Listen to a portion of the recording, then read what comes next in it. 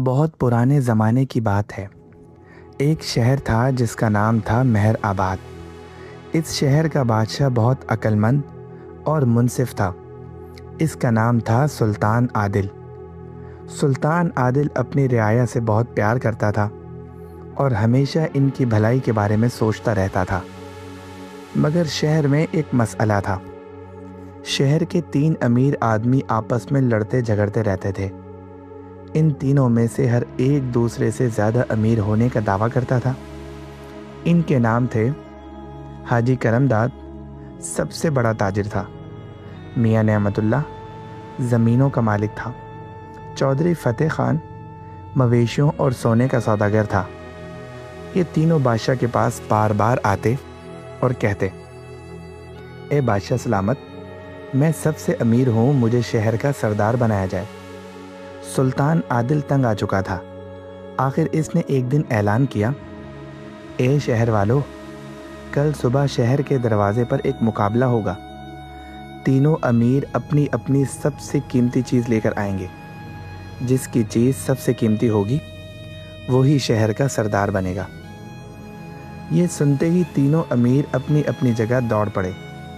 حاجی کرم داد نے سوچا، میرے پاس جو ہیرو کا تاج ہے وہ پورے شہر کی قیمت سے بھی زیادہ ہے، میں وہ لے جاؤں گا۔ میاں نعمت اللہ نے سوچا، میرے پاس جو سنہری مور ہے اس کی آنکھوں میں نیلم جڑیں ہیں، وہ تو بے مثال ہے۔ چودھری فتح خان نے سوچا، میرے پاس وہ جادوئی گھنٹی ہے جو بجنے پر سونا برستا ہے، اس سے بڑھ کر اور کیا ہو سکتا ہے۔ تینوں نے اپنی اپنی چیزیں سنہری صندوقوں میں بند کی اور رات بھر جاگتے رہے۔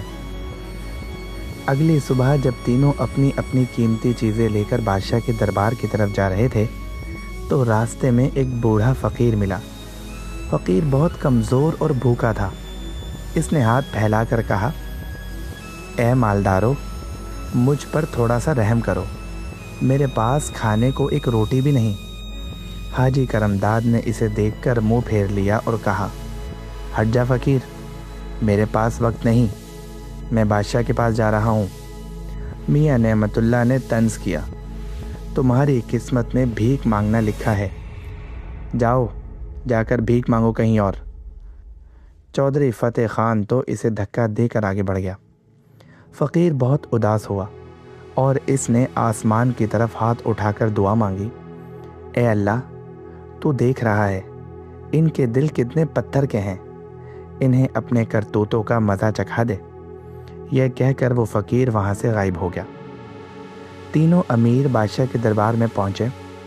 سلطان عادل اپنے تخت پر بیٹھا تھا۔ اس نے کہا، اپنی اپنی قیمتی چیزیں پیش کرو۔ پہلے حاجی کرم داد نے اپنا صندوق کھولا۔ صندوق خالی تھا۔ وہ چونک گیا۔ اس نے کہا، یہ کیا؟ میں نے تاج تو صندوق میں ہی رکھا تھا۔ پھر میاں نعمت اللہ نے اپنا صندوق کھولا، وہ بھی خالی تھا۔ وہ چیخ اٹھا، میرا سنہری مور کہاں گیا؟ آخر چودھری فتح خان نے بھی اپنا صندوق کھولا تو وہ بھی خالی تھا۔ تینوں نے ایک دوسرے پر چوری کا الزام لگانا شروع کر دیا۔ بادشاہ نے خاموشی اختیار کرتے ہوئے کہا، تم تینوں جھوٹے ہو، شاید تمہارے پاس کچھ تھا ہی نہیں۔ اب جاؤ اور کل صبح اپنے ساتھ سب سے قیمتی چیز لے کر آنا، ورنہ شہر سے نکال دیے جاؤ گے۔ تینوں امیر بہت پریشان ہوئے۔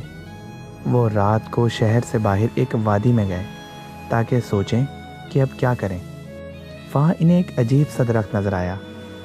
درخت بہت بڑا تھا اور اس کی شاخوں پر سنہری پتے چمک رہے تھے۔ درخت کے نیچے ایک تختی لگی تھی جس پر لکھا تھا، جو بھی اس درخت کی ایک شاخ توڑے گا اسے اس کی قسمت کے مطابق انعام ملے گا، لیکن خبردار، جو لالچ کرے گا اسے سزا بھی ملے گی۔ حاجی کرم داد بولا، میں سب سے پہلے توڑتا ہوں۔ اس نے ایک شاخ توڑی تو وہاں سے سونے کے سکے برسنے لگے، لیکن جب اس نے مزید شاخیں توڑنے کی کوشش کی تو اس کے ہاتھ پتھر کے ہو گئے۔ میاں نعمت اللہ نے دیکھا تو وہ بھی شاخ توڑنے لگا، اسے بھی سکے ملے، مگر جب اس نے لالچ کی تو اس کی زبان بند ہو گئی۔ چودھری فتح خان بہت ڈر گیا۔ اس نے سوچا، میں صرف ایک شاخ توڑوں گا، بس اتنا ہی۔ اس نے ایک شاخ توڑی تو اسے بھی سونے کے سکے ملے، لیکن اس نے دوسری شاخ نہیں توڑی۔ پھر اس نے دیکھا کہ اس کے ساتھی مصیبت میں ہیں، وہ انہیں اٹھا کر وادی سے باہر لے آیا۔ صبح ہوئی تو تینوں امیر پھر بادشاہ کے پاس آئے۔ حاجی کرمداد کے ہاتھ پتھر کے تھے، میاں نعمت اللہ گونگا ہو چکا تھا اور چودھری فتح خان انہیں سہارا دے رہا تھا۔ سلطان عادل نے پوچھا، یہ کیا حال ہے؟ چودھری فتح خان نے ساری کہانی سنائی۔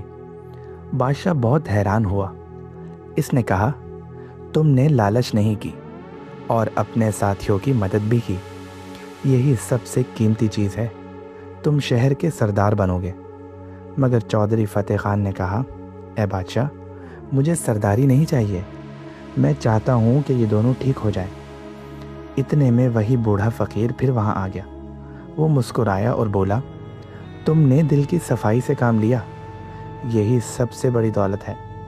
اس نے اپنے ہاتھ سے حاجی کرمداد اور میاں نعمت اللہ کو چھوا تو دونوں ٹھیک ہو گئے۔ فقیر نے کہا، وہ درخت جادوئی تھا، لالچ کرنے والے کو سزا ملتی ہے اور نیت صاف ہو تو رحمت ہوتی ہے۔ پھر فقیر غائب ہو گیا۔ تینوں امیروں نے ایک دوسرے سے معافی مانگی۔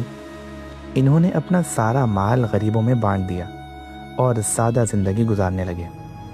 سلطان عادل نے پورے شہر میں اعلان کروایا، دولت وہ نہیں جو تمہارے پاس ہے، دولت تو وہ ہے جو تم دوسروں کو دیتے ہو۔ لالچ انسان کو اندھا کر دیتی ہے اور دل کی صفائی سب سے بڑی عقل ہے۔ شہر میں پھر کبھی کوئی لالچی نہیں رہا۔ اس کہانی سے ہمیں سبق ملتا ہے، لالچ انسان کی تباہی ہے، دوسروں کی مدد کرنا اور دل کی صفائی سب سے قیمتی دولت ہے۔